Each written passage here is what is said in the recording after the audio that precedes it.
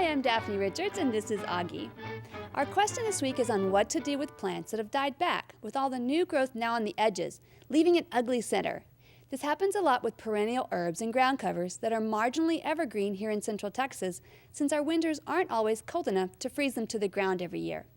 And while some plants are completely wiped out by frost and freezes, other plants really need those frosty temps to kill back all of their top growth and make way for new, reinvigorating growth from their roots. But when those frosty temps don't arrive, they just keep growing, mostly from the tips, leaving a pretty ugly and unhealthy plant. This happened to me this year with some thyme that I planted a couple of years ago. It grew quickly, as did the plants surrounding it, and was trailing over the retaining wall in no time. It was so pretty and lush that I just couldn't bring myself to prune it last year. So this year I paid the price. The result was an ugly, twiggy mess that finally had to be dealt with. If you have this issue, be brave and cut all the way back to the ground. Start by pulling everything away from the center and just cut it all off, even areas where new growth is emerging. When you start to pull back and cut, you'll notice lots of sprouting leaves trying to make their way out from the bottom. But don't be tempted to leave any of that behind. Cut all the way to the ground. Even if you have one side that's relatively healthy and green, go ahead and prune that out too. The plant won't produce any new growth back in those old woody areas. It needs fresh, tender shoots to grow from. If your plant's struggling, you can cut it back anytime, but the fall's a great time for this garden chore. After pruning to the ground in fall, put the plant to bed for the winter. Cover the small twigs and bits of new growth completely with mulch. This will protect and insulate the plant and encourage it to concentrate on roots for a few months. And next spring, it'll take off like a rocket, refilling the space in no time. Our plant this week is a gorgeous new bluebonnet cultivar, Ladybird Johnson Royal Blue. This beautiful plant was just named a Texas superstar, and I don't think I have to tell you who it's named for.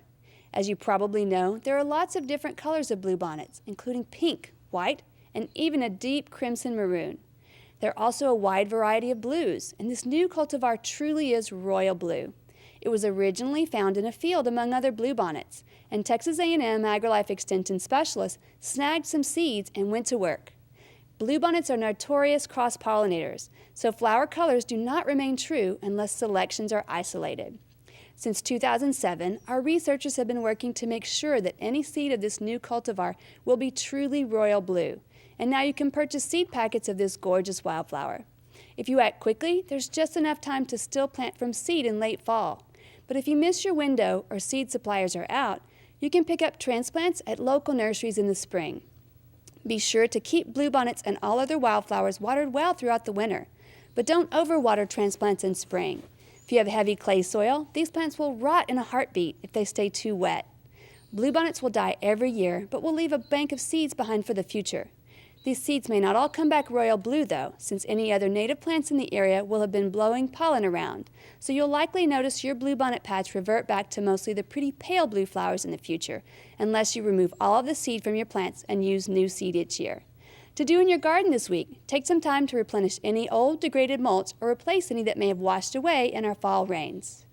We'd love to hear from you, so please visit klru.org/ctg and send us your questions or plants from your garden.